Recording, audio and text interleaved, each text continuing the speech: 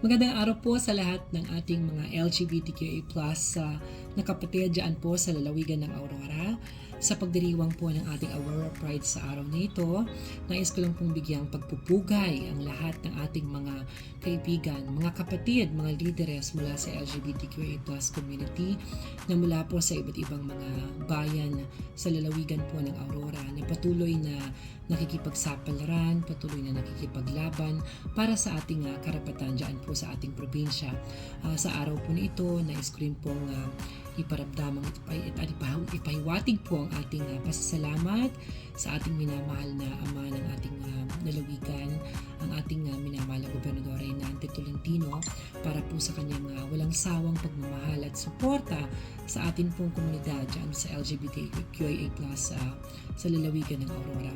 Kasama syempre, baka makalimutan ko ang ating minamahal na Vice Governor Jennifer Aranya, na siyang isa sa mga foremost champions natin dyan sa provincial board, para tayo ay tulungang maisulong yung mga karapatan sa pamamagitan ng mga ordinansa patungkol sa anti-discrimination dyan po sa lalawigan ng Aurora. Kasama po ng kabuuan ng mga bukalis natin na bumubuo ng sangguniang panlalawigan at ang lahat po ng ating mga pinuno at mga local chief executives sa iba't ibang mga bayan ng Aurora na patuloy na yumayakap at nagmamahal at sumusuporta po sa atin. Maraming salamat po. Sa araw po na ito, nagtitipon tayo bilang isang komunidad na may isang layunin, yung ipagdiwang at ipaglaban of course ang ating pagkakakilanlan, karapatan at pagmamahal para sa bawat isa.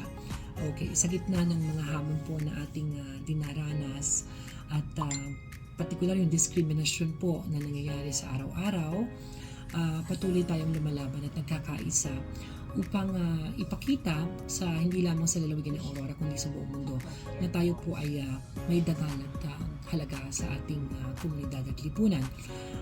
Kami po sa LGBT Pilipinas na bumubuo po ng National o Pambansang Alyansa sa buong kapuluan ay patuloy na nakikipaglaban po para sa inyo at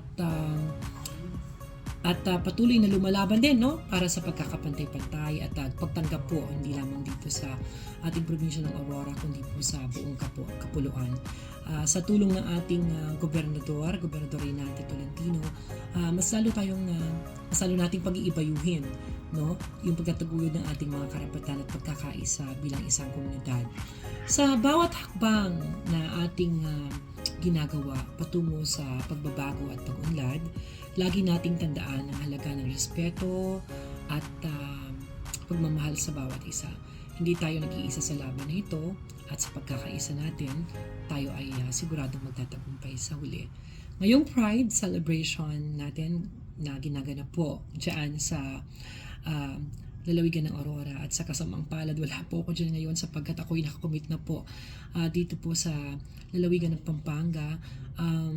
Pinapangako ko po na siguro by next year ay makakapunta na po tayo dyan ng personal upang makiselebrate sa ating mga kasamahan dyan po sa Aurora.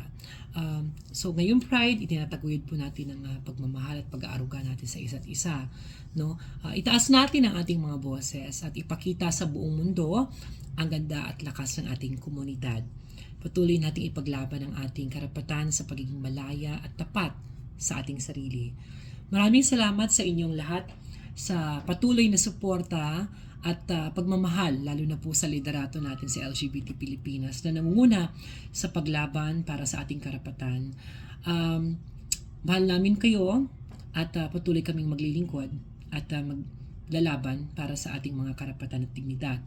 Ang LGBT Pilipinas po ay katuwang ng kasalukuyang pamahalaan ng ating mahal na Pangulong Bongbong Marcos kasama ating minamahal na unang ginang, First Lady Lisa Araneta Marcos, sa paniniwala na sa lahat ng usaping pangunlad at progreso dapat wala pong naiiwan. There should be no one left behind.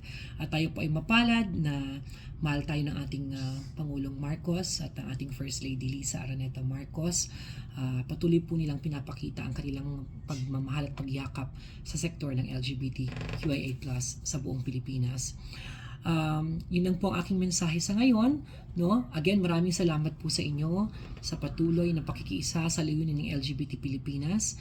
Isang masayang Aurora Pride sa ating lahat.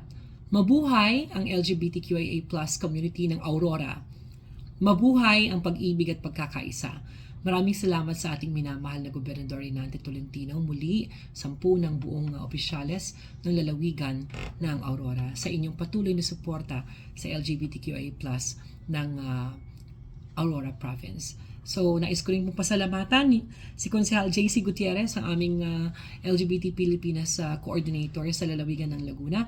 10 ng iba't iba pang mga líderes ng LGBT na nandiyan ngayon po sa Aurora Province na nakikipag-celebrate sa araw na ito. Saludo po ang LGBT Pilipinas sa inyo. Mabuhay kayong lahat.